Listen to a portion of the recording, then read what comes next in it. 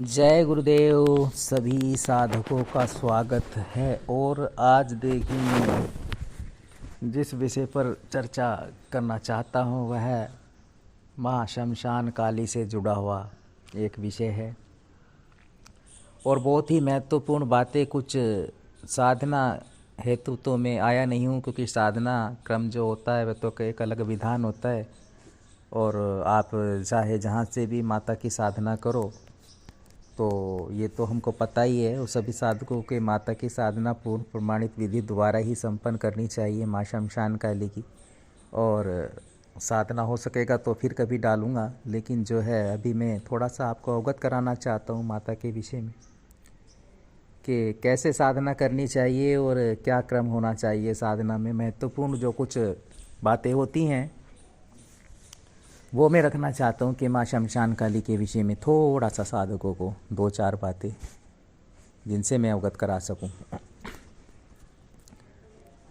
तो देखिए, सबसे पहले जो बात है वह यही है कि क्या माता की जो साधना है वो गृहस्थ रूप से जो साधक होते हैं, साधिकाएँ होती हैं, उनको क्या करना चाहिए। यानी कि घर में क्या माता की मूर्ति को स्थापना करना चाहिए और माँ शमशान काली की आराधना पूजन कर सकते हैं या नहीं कर सकते हैं। तो सर्वप्रथम तो देखिए, माता का जो शमशान काली का स्वरूप है वह है विग्रह। और वह जो माता का, चाहे वह यंत्र हो चाहे कोई भी माता का से संबंधित जो है वह ऊर्जा से जुड़ी हुई चीज़ें हों, उनमें जो है घर में स्थापना आप जब भी कर सकते हैं जब आप घर में अकेले हों, यानी कि आपके कोई भी घर के सदस्य अन्य ना हों और आप एकांत में रह रहे हों, आप ही रहते हो बस, वो घर जहाँ भी हो, ठीक है ना। चाहे वो शादी का हो और चाहे वह साधक हो, अनिवार्य हो जाता है। तो खाली आप मंत्र जप से माता की उपासना कर नहीं सकते और खाली जो आप वहाँ पर माता को भोग अर्पण करेंगे, घर में बैठ कर के आप जो भी भोग अर्पण करेंगे वो सात्विक विधि द्वारा ही माँ तक जाएगा। यानी कि जो सात्विक माता की कुछ जो गणिकाएँ होती हैं, क्योंकि देखिए सात्विक तामसिक दोनों ही प्रवृत्ति की गणगणिका सेविकाएँ होती हैं और माता के साथ जो तीक्ष्ण जो चलती हैं वो एक तरह से जो शमशान में रहने वाली शक्तियाँ ही साथ में रहती हैं माता की, शमशान काली की। तो प्रभाव तो जब भी दिखेगा और कनेक्शन भी जब भी स्ट्रॉन्ग एक अच्छे से जुड़ पाता है जब आप उनको प्रसन्न रखते हैं। प्रसन्न रखने से तात्पर्य ये, जब उनका भोग जो होता है माता का वह शमशान में ही देना पड़ता है, शमशान में ही जाएगा। और बिना शमशान के अगर करोगे तो वो प्रभाव नज़र नहीं आएगा। और वो खाली जो दूसरा क्या होगा कि घर में भी और आपके एक तरह से वातावरण शमशान वाला ही बन जाता है। शमशान की शक्ति है माता। और हो सके तो घर में स्थापना भी नहीं करना चाहिए, शमशान में ही साधना करें, शमशान में ही जो है इनका जो है भोग प्रसाद जो कुछ भी होता है वह शमशान में ही जाता है। तो ये सबसे पहले ध्यान रखना होगा साधकों को। और अगर घर में रह कर के आपको ये माता की आराधना साधना करनी है, आगे बढ़ना है, तो फिर जो है वह अन्य रूप है माता के, माँ दक्षिण काली है वो कर सकते हैं, महाकाली है वह कर सकते हैं, माता के अलग अलग रूप हैं उनकी साधनाएं संपन्न की जा सकती हैं। लेकिन यह जो शमशान काली का रूप होता है इसकी साधना तो तभी फलीभूत हो पाती है जब शमशान से की जाए, ठीक है ना। करने को कर भी सकते हैं, कोई ये नहीं है कि आपका कोई जो है वह ऐसा ही हो जाएगा कि माता जो है कुछ इतना ही, अभी तो वो तो उसके ऊपर निर्भर है कि आपके भाव अच्छे हैं तो कर भी सकते हैं। लेकिन जो प्रभाव होता है वह तभी हो पाएगा, शक्तियाँ कनेक्ट जब ही होंगी जब शमशान में क्रिया होगी, क्योंकि शमशान से जुड़ी शक्तियों को शमशान में ही भोग देना अनिवार्य हो जाता है, ठीक है ना।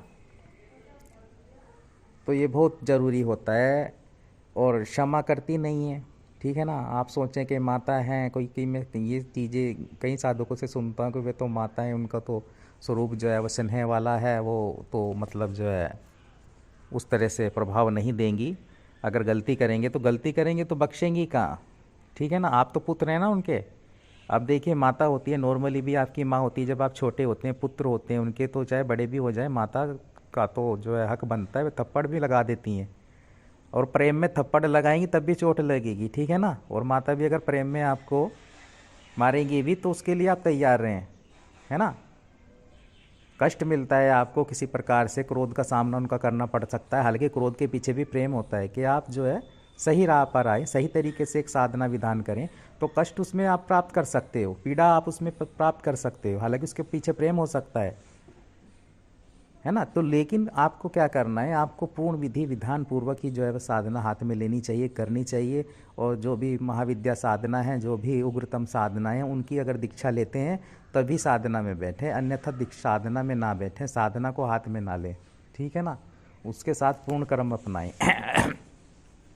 क्योंकि कई साधक हमारे पास आते हैं कि गुरुजी हम शमशान काली करना चाहते हैं और घर में रह करके करना चाहते हैं या कर रहे हैं, तो हम उनको यही कहते हैं कि भाई आप घर में जब आप शक्ति ऐसी ले रहे हो, जब आप शक्ति ऐसी धारण करना चाहते हो, सबसे पहले चीज़ तो यही होती है कि आप अकेला होना पड़ेगा। कुछ शक्तियों को देखिए, मैंने एक वीडियो पहले भी आपके लिए डाली हुई है। आप किसी शक्ति को लेकर के ऐसी को आके चलेंगे जो आपको एकांत में कर देती है, वो सेवा में लगा देती है फिर अपनी। ये आपको सोच समझ के शक्ति को धारण करना है। माता का जो शमशान काली स्वरूप है वो उन्हीं साधकों के लिए होता है जो पारिवारिक रूप से या तो उससे हटना चाहते हैं, उसका भोग कर चुके हैं, पारिवारिक गृहस्थ रूप का भोग कर लिया है उन्होंने, जीवन का दे दिया है उन्होंने अपना समय, और अब कुछ अलग करना चाहते हैं, अब विमुख होना चाहते हैं।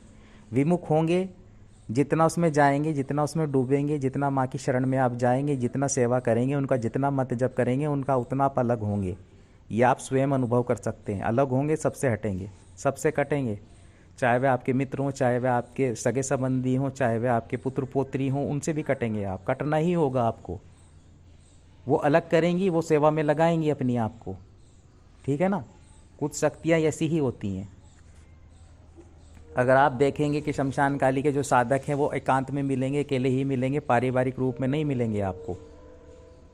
क्योंकि जितना माता आपसे जुड़ेगी, जितना आप उनकी ओर जाएंगे, उतना ही वह सेवा में लगाएंगी आपको।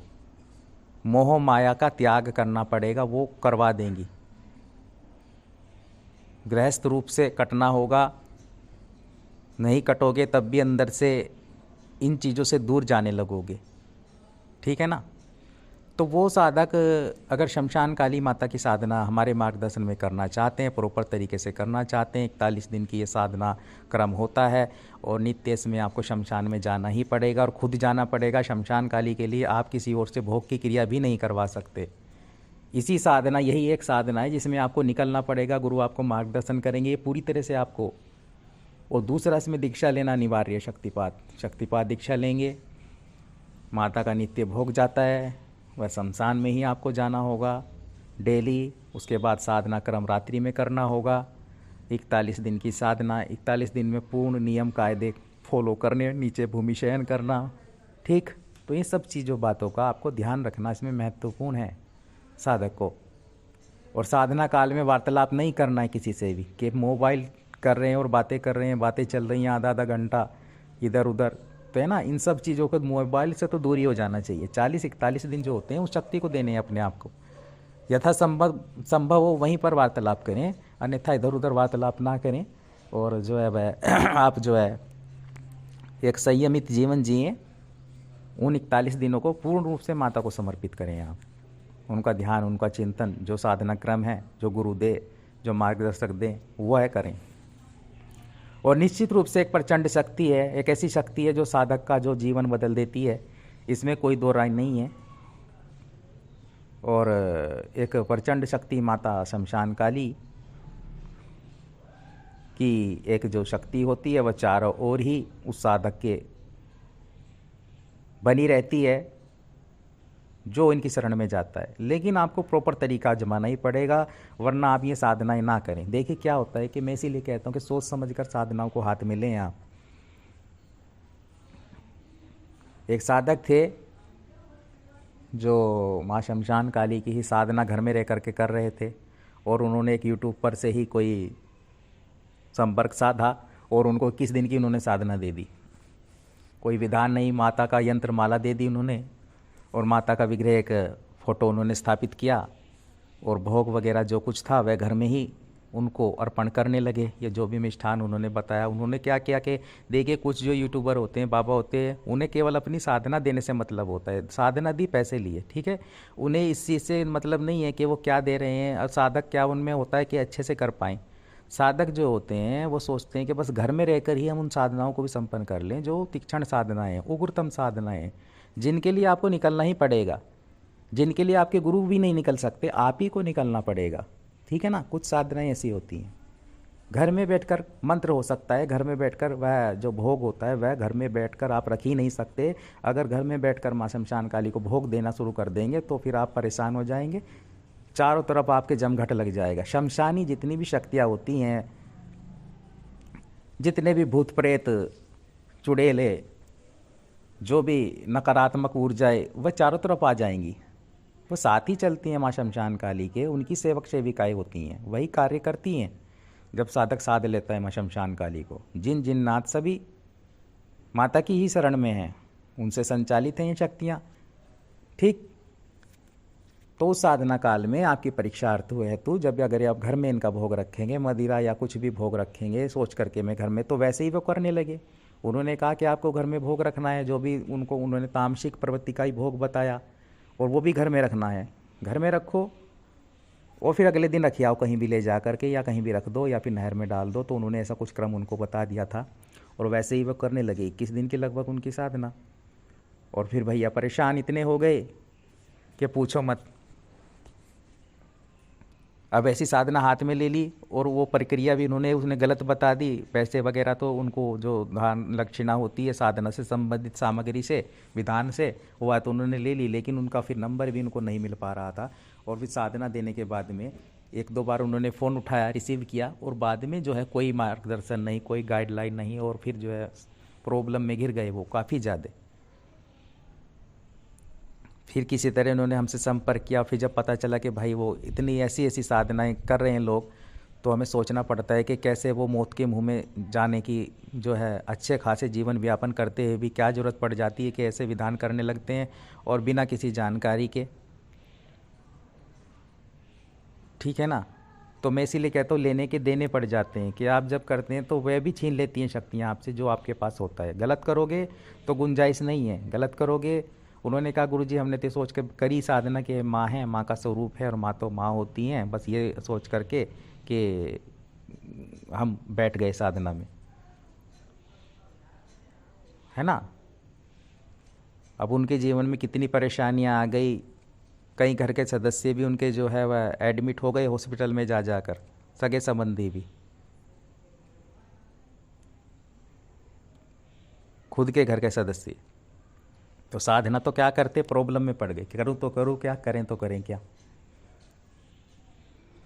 तो ऐसी ऐसी कंडीशन हो जाती है जब आप ऐसी शक्ति को घर में बैठ करके करते हो जो घर के लिए बनी ही नहीं है। उस शक्ति को आप घर में कर रहे हो, करनी ही है तो आप ऐसे कीजिए ना। करना है तो पूर्ण विधान के तहत आप करोगे, तब आप उससे लाभ भी प्राप्त कर सकोगे।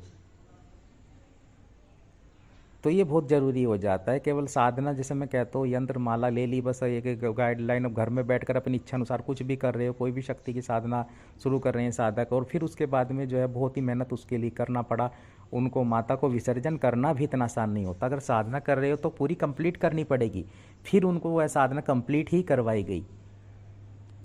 लेकिन वो जो भोग दे रहे थे घर में, उनको शमशान में देना पड़ा, शमशान में दिलवाना पड़ा, और प्रॉपर क्रिया करवाई गई। प्रॉपर क्रिया जो माँ शमशान काली की होती है वो उनको करवाई गई। तब उनसे माता शमशान काली कनेक्ट हुई, और तब जाकर वो माँ शमशान काली को एक तरह से उनका सहचर्य प्रेम प्राप्त कर पाए, और तब जाके सभी कुछ उनकी लाइफ में सेटल हुआ, ठीक हुआ। ठीक है। लेकिन उसके लिए त्याग भी उनको करना पड़ा। उसके लिए जब वो धारण कर ही रहे थे तो धारण करने के लिए वो माता की सेवा में लगे फिर, क्योंकि अब उन्हें माता को ही लेकर के आगे चलना था। अब उन्हें माता शमशान काली की साधना मंत्र जप करना था, और उसी के द्वारा लोगों की जो समस्याएं थी उनका भी निवारण करना था। ठीक है ना। तो उसके बाद कहने का उद्देश्य, तात्पर्य मेरा यही है कि साधनाओं को ऐसे मत कीजिए, ऐसे घर में बैठ कर के जो घर के लायक जो मैं कहता हूँ साधनाएं हैं, जो माता का स्वरूप है उसकी आप साधना कीजिए। और जो अन्य साधनाएं होती है उनमें भी ये प्रक्रिया अपने को अपनानी पड़ती है, आपको बता दिया जाता है।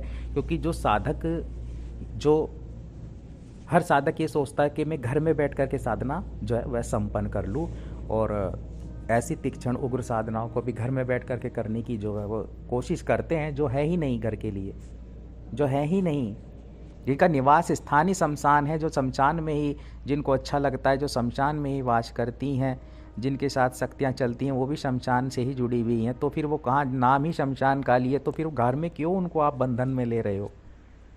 वो घर में ना तो आपका भोग ग्रहण करने वाली वो देंगे, वो भी स्वीकार होता नहीं है, क्योंकि जो भोग होता है वह कहाँ आप घर में रखेंगे उस भोग को, वो कहाँ से स्वीकार हो जाएगा जब घर में उनका वास ही नहीं है। ठीक है ना। अब जब उनका भोग आप शमशान में रखेंगे तो देखिए आपकी मनोकामना कैसे पूरी होती है। वही क्रिया आप शमशान में जाकर के करोगे, क्योंकि उनका निवास स्थान शमशान ही, और शमशान में रहकर ही माँ शमशान काली की जो है वह साधना करके देखिए, संपन्न करके देखिए, मंत्र करके देखिए, फिर इफ़ेक्ट देखिए उस साधना का। ठीक है। तो त्याग करना पड़ता है, और अगर आप घर में करना चाहते हैं तो शमशान में तो आपको भोग के लिए तो जाना ही पड़ेगा। बिना भोग दिए शक्तियाँ कनेक्ट नहीं होती हैं, ये आप जान लीजिए। भैरव भी नहीं होते, शमशान काली भी नहीं होती, यक्षिणी भी नहीं होती, जो वास्तविकता है। कई साधक यक्षिणी साधना घर में बैठ के करते हैं, वही प्रक्रिया अपनाते हैं, बस यंत्र ले लिया, माला ले ली, दीक्षा ले ली। अरे भाई नहीं होता है, उससे नहीं होगा, उससे थोड़े बहुत आपको अनुभव हो सकते हैं, लेकिन आपको एक कार्य लेने हैं यक्षिणी से भी। अगर आपको यक्षिणी को जोड़ना है अपने साथ में, तो उसका जो भोग होगा उससे संबंधित, उसके लिए आपको घर से बाहर निकलना ही पड़ेगा, क्रिया करनी ही पड़ेगी, है ना। तो जो चीज़ अनिवार्य होती है जीवन में, उसके लिए तो देखिए मेहनत करनी पड़ती है। अब आप या तो सोचने बैठ जाएं, एक क्रिया यह है कि बदनामी मिलेगी, बाहर जाएंगे तो बदनाम होंगे, ठीक है ना, लोग क्या कहेंगे। अगर ये सोचेंगे कि लोग क्या कहेंगे, फिर आप कुछ भी कर नहीं पाओगे। क्या सोचते हैं अधिकतर साधक? ये सोचते हैं कि बस हमें किसी को पता ना चले हम क्या कर रहे हैं, हम क्या जो क्रिया कर रहे हैं, हम क्या, ये 1% भी किसी को, ये तो बात आपकी अच्छी है कि किसी को पता ना चले, है ना। लेकिन अगर कुछ प्राप्त करना है तो फिर जो है कदम बाहर निकालने पड़ते हैं, कदम बाहर निकालने पड़ते हैं।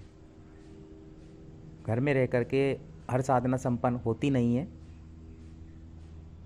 या फिर करवाएं उस क्रिया को, ठीक है ना। दो आपके पास रास्ते हैं, गुरु ऐसे मिल जाएं, मार्गदर्शक ऐसे कि मिल जाएं जिनके मार्गदर्शन में रह करके आप यक्षिणी, भैरव जी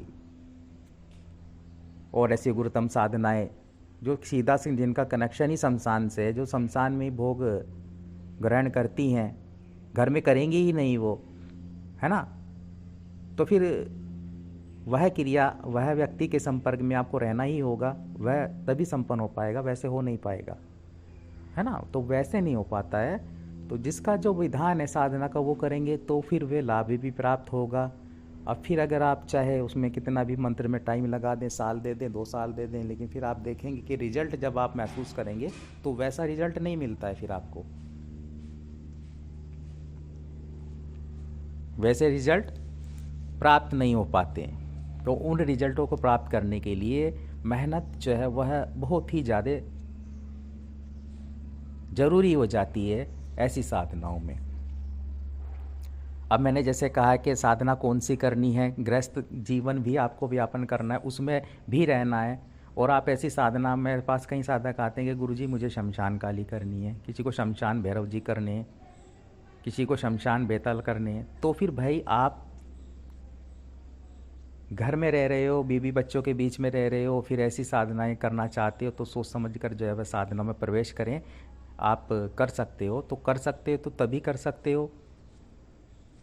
सर्वप्रथम तो गुरु आपको आज्ञा देंगे नहीं, ठीक है ना। जो श्रेष्ठ गुरु होते हैं, जो उन्हें पता होता है कि इसे गृहस्थ जीवन भी यापन करना है, और जो है अगर मैंने ये साधना दे भी थी तो मैं कह दूं आपको बस कि भाई घर में रह बैठ कर ही ये साधना संपन्न करो। आप घर में भोग रखो, माता को प्रसन्न करो, चाहे शमशान काली करो, शमशान भैरव करो, हो जाएगा, है ना। मुझे इससे मतलब नहीं है, साधना दे दूँ तो ये बहुत ही ज़्यादा घातक हो सकता है साधक के लिए,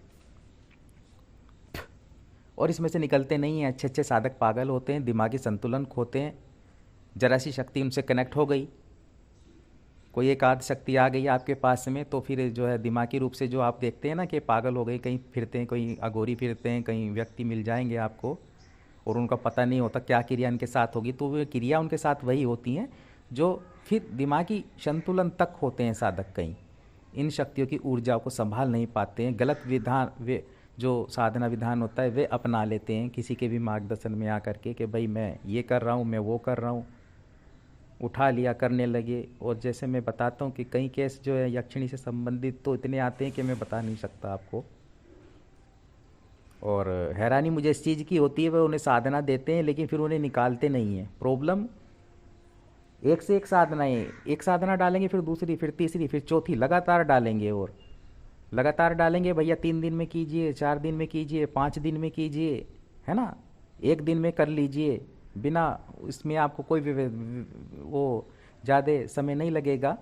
तो फिर उनके दावे बड़े बड़े होते हैं, कनेक्ट भी करवा देते हैं, वैसी बात नहीं। क्योंकि देखिए यक्षिणी को जो है सिद्ध करना इतना, मैं इसलिए कहता हूँ जो हकीकत होती है वो पहले बता देता हूँ। अप्सरा को करना 3 से 4 जो है रिपीट करने पड़ सकते हैं आपको अप्सरा के लिए जो है, क्योंकि वह कहाँ रहती है, वो देव कन्या होती है, देव आश्रम में रहती है। एक जो है आपको पता है स्वर्ग में रहती है, इंद्र के जो एक वहाँ उस वातावरण में वो रहती है देवताओं के बीच में। ठीक आने में विलंब होगा, आप में योग्यता पैदा करेगी, कभी साधनाएं लाएगी आपके जीवन में। जैसे मैं कहता हूँ एक अप्सरा जो होती है देवकन्या होती है, कभी वह आपके जीवन में एक ऐसा आपका व्यक्तित्व बना देगी। उसका आगमन तब होगा आपके जीवन में। अगर व्यक्तित्व ऐसा नहीं है और प्रथम बार में अनुष्ठान कर रहे हैं, आप साधना कर रहे हैं अप्सरा, तो उसमें टाइम लग सकता है, आपको साल भी लग सकता है, ठीक है ना। तो इसलिए कई साधक तो इसमें से निकलते हैं बाहर। कई साधक तो जो हमारे पास आते हैं वही निकल जाते हैं, वो निराश होते हैं, ये सोचते हैं कि गुरुजी अपने दूसरी बार अनुष्ठान करवा रहे हैं, वो प्रथम बार में अप्सरा का अनुष्ठान कर रहे हैं, प्रथम बार में अप्सरा साधना कर रहे हैं, लेकिन कुछ किया नहीं है उन्होंने, ना गुरु मंत्र करते हैं। जब गुरु कहेंगे तो भैया ये वाली साधना कर लो तो उससे हटेंगे, और अगर गुरु कहेंगे आप दूसरी बार ये अनुष्ठान करो, तीसरी बार करो, भाई मेहनत करो, थोड़ा लंबा लेके चलो, तो उनके पास समय नहीं होता है ना, तो वो निकलते हैं, फिर उनको कहीं भी सफलता मिलती नहीं है फिर। तो अप्सरा का विधान ये होता है, अप्सरा का जो तरीका होता है वो यही होता है कि उसमें जो है साधक को में पात्रता पैदा करती है, वो तब आती है। यक्षिणी का क्या होता है, यक्षिणी शमशान में वास करती है। शमशान में कौन रहती है, माँ शमशान काली रहती है, शमशान भैरव रहते हैं, बेताल जी रहते हैं, और ऐसी शक्तियाँ रहती हैं। उनका जो कार्य करती हैं, उनके साथ विचरण करती हैं ये जो यक्षिणियाँ होती हैं। ठीक, मंत्र जप करोगे, एक वेद जो है तरीका बता दिया गुरु ने, एक जो आपको एक जो है वह एक पूर्ण विधि दे दी और वो भोग वाली विधि दे दी, तो ये दूसरे तीसरे दिन से ही आकर के सोपन में और वैसे भी सामने आकर के खड़ी होना शुरू हो जाएंगे आपके, और आपको तीक्ष्ण अनुभव देना शुरू कर देती हैं जो यक्षिणी होती हैं, ठीक है ना। ये बातें मैं कहता हूँ, अपनी बातों से पीछे नहीं हटता कि पहले साधक को कह दिया मैंने अप्सरा कर लो, दूसरे दिन आके खड़ी हो जाएगी, तीसरे। मैं उसमें कहता हूँ समय लगेगा इसमें, अगर आप प्रथम बार में अनुष्ठान कर रहे हो, ठीक। और जो आपके करीब है शक्ति, जो शमशान में आपसे कुछ कदम दूरी पर जो आपके शमशान में रह रही है, वास कर रही है, उसका जब आप घर में बैठ करके 1 किलोमीटर हो गया ज़्यादा ज़्यादा रास्ता, कितने 1.5 किलोमीटर हो गया है ना, किसी का 20 कदम दूर हो गया शमशान, तो वहाँ से जब आप घर में बैठ करके भी अपना साधना करोगे तो कनेक्टिविटी बहुत तेज़ी से बनती है। और वो जो भोग देना पड़ता है उसमें शमशान में, वो भी जो तरीका जो एक वो उसका पालन करोगे जब गुरु की बातों का, है ना, तो उससे बहुत ही तेज़ी से ये दृष्टिगोचर जो है चीज़ें होने लगती हैं साधक के जीवन में, जुड़ती है वो शक्ति, एकदम आती है उसके पास में, मंत्र सीधा उस तक जाता है। वो पात्रता नहीं देखती है यक्षिणी जो है, उससे सीधा मतलब होता है उस भोग से, उस प्रक्रिया से, और उसकी भी कामनाएं इतनी ही प्रबल होती हैं जितनी उस साधक की, उससे अधिक उसमें काम वासना भी होती है, ठीक है ना। उसकी पूर्ति वो खुद करना चाहती है उस साधक के जीवन में आकर के। तो ये चीज़ें आपको समझनी होंगी, लेकिन उसके लिए भी पात्रता जरूरी इसलिए हो जाती है, फिर आप संभाल नहीं पाओगे। जैसे मैंने एक यक्षिणी का पीछे वीडियो भी डाला, वो इसलिए डाला कि वो जो साधक के विषय में बताया, वो इसीलिए बताया कि शुरू में ही यक्षिणी करने बैठ गया वो केवल अनुभव लेना चाहते थे, होता भी नहीं होता है। गुरुजी मैं अप्सरा कर रहा हूँ, अप्सरा में मुझे अनुभव हो नहीं पा रहा है, अप्सरा में मेरे जो है जीवन के 3 से 4 जो है वह 5 महीने चले गए, लेकिन उसमें मुझे अनुभव हो नहीं पा रहा, मैं कुछ अनुभव करना चाहता हूँ, चीज़ें होती भी हैं नहीं होती हैं, कोई ऐसी शक्ति है नहीं है। और फिर जब वह नहीं माना, उसे यक्षिणी करवाई गई, तो फिर उसे संभाल नहीं पाया, फिर वो एकांत में चले गया, ठीक है ना। क्योंकि जो भी शक्तियाँ शमशान से जुड़ी हुई हैं, जिनका भोग शमशान में जाता है, वो आपको कहीं ना कहीं अकेला करती ही हैं। नहीं भी रहोगे, एकांत में रहना शुरू करोगे, क्योंकि वह एक तरह से उनके संपर्क में रहोगे, तो चाहती वो यही है कि आप उनसे कार्य लेते रहो, ठीक है ना, किसी ना किसी प्रकार से उनसे जुड़े रहो। उनको भूलोगे, गृहस्थ जीवन में जाओगे, संपर्क में अन्य लोगों के रहोगे, तो फिर उनको कहीं ना कहीं भूलते हो आप, फिर उस दुनिया में वापस चले जाओगे। और इस क्रिया में शमशान काली सबसे ज़्यादा जो है आगे की चीज़ है, ठीक है ना। शमशान काली का जो रियल साधक होगा या कोई भी व्यक्ति होगा जो उनका कर रहा है, तो उसको वो शमशान की ओर जाएगा ही जाएगा। उसका झुकाव अपने आप शमशान की तरफ हो जाएगा। वो शमशान में जाना चाहता है, वो शमशान में बैठना चाहता है, वो शमशान में साधना करना चाहता है, वो शमशान में मंत्र जप करना चाहता है। उसमें चाहे साधिका हो चाहे साधक हो, उसके मन में स्वयं ही ये चीज़ आ जाएगी, उसे आनंद की अनुभूति होने लगेगी। लोगों के बीच में बातचीत करना उसे थोड़ा पसंद आएगा ही नहीं, ठीक है ना। तो ये साधनाएं आपको वैसा ही बना देती हैं। तो जब करें सोच समझ कर करें और पूर्ण मार्गदर्शन में करें, ये बहुत ही ज़्यादा आवश्यक हो जाता है साधकों के लिए, जैसे मैं कहता हूँ, ठीक है ना। मार्गदर्शन क्यों जरूरी पड़ता है? हमने बस दीक्षा ले ली, बस बैठ करके मंत्र जप करने लगे, उसमें कोई मार्गदर्शन नहीं है, कोई जो है वह विधान नहीं है, कोई भोग प्रक्रिया नहीं है, किसके लिए क्या आवश्यक है, बस कर ली और कर करके बैठ गए। क्या मिला? कुछ नहीं मिला। क्या कोई रिजल्ट निकला? नहीं निकला। कोई महाकाल बनकर बैठ गया साधक, कोई महाकाली का साधक बनकर बैठ गया। तो फिर चीज़ें जब फलीभूत होती हैं तब फलीभूत होती हैं जब आप उनसे कार्य लेने लगते हो, वह कार्य भी आपका करने लगती हैं। ज़रूरी मैं ये नहीं कह रहा हूँ कि वह सिद्धि तब प्राप्त हुई आपको अगर वह शक्ति प्रत्यक्ष हो गई। देखिए, बड़ी शक्तियाँ प्रत्यक्ष नहीं होती हैं, वो बहुत कम प्रत्यक्ष होती हैं। वे अपने आपके कार्यों को संपन्न करती हैं, कार्यों को आपके संपन्न करने लगेंगी। जो आपके कार्य आप उनको दोगे, आपका मार्गदर्शन करने लगेंगी। 70 से 80% जो महाविद्याएँ प्रत्यक्ष नहीं होती हैं, एक बात समझ लीजिए, 100पन में आ सकती हैं, ठीक है ना, लेकिन वे आपके कार्य करती हैं। उनमें सिद्धि इस प्रकार से प्राप्त होती है। और कार्य करने के बाद में आपको उनको भोग भी देना पड़ता है, ये बात भी आप समझ लीजिए। बिना भोग के कोई भी शक्ति जो है वह कार्य नहीं करेगी, चाहे वह यक्षिणी ही क्यों ना हो। और शमशान काली साधना जो साधक हमसे संपर्क करना चाहते हैं, और मैं इसलिए ये वीडियो बनाई है क्योंकि कई फ़ोन आते हैं हमारे पास, गुरुजी हम आपके मार्गदर्शन में शमशान काली की साधना करना चाहते हैं, हम आपके मार्गदर्शन में करना चाहते हैं, ठीक है। तो वो साधक आ सकते हैं और 41 दिन में भी पूरी तरह से वो माता से कार्य ले सकते हैं। बड़े से बड़े कार्यों को संपन्न कर देती हैं माँ, ठीक है ना। तो कोई भी उनसे कार्य आप ले सकते हैं, असंभव से संभव कार्य को कर देती हैं। लेकिन उसके लिए फिर आपको जो है वह त्याग भी करना पड़ेगा, जैसे मैंने बताया है। जो माता मांगती हैं, क्योंकि वो आपको अपनी सेवा में लगाएंगी, निश्चित रूप से लगा देंगी। फिर आपको निकलना नहीं है, ऑप्शन नहीं होता फिर आपके पास में, ठीक है ना। निकलोगे तो माता की नाराज़गी भी को भी स्वीकार करना पड़ेगा। माता दंड भी देती हैं, क्योंकि आप उनके पुत्र हो, आप उनकी पुत्रियां हो। अगर साधना कर रहे हो तो दंड के लिए भी स्वीकार करो। दंड में कष्ट होता है। नॉर्मली भी आपकी माँ आपको थप्पड़ मार सकती है, मारती है, डंडा भी मार सकती है उठा के। हालांकि दिल में उनके प्रेम है, जैसे मैंने कहा, कष्ट होगा लेकिन आपको, ठीक है ना। बदले में बहुत कुछ दे देती हैं आपको, वे प्रेम उससे ज़्यादा करती हैं। चोट उनको लगती है, मारती भले ही आपको हों वे, आपकी अगर माताएँ, नॉर्मली भी चोट आपको उनसे ज़्यादा महसूस होगी। तो वैसे ही माँ शमशान काली हैं, लेकिन उतना आप में सहन करने की क्षमता भी होनी चाहिए, ठीक है ना। तो जो विधि विधान है उसके उसके अनुसार आप जब साधना करोगे, मार्गदर्शन में साधना करोगे, तो निश्चित रूप से सफलता प्राप्त कर सकोगे। और अगर त्याग करना चाहते हो, त्याग कर पाओगे, तभी आप माता शमशान काली की साधना में आगे बढ़े। अन्यथा माता के कई अन्य स्वरूप हैं, उनकी कीजिए और गृहस्थ रूप जीवन व्यापन कीजिए, जो आपके लिए ज़रूरी है, जो आपके लिए आवश्यक है, ठीक है ना।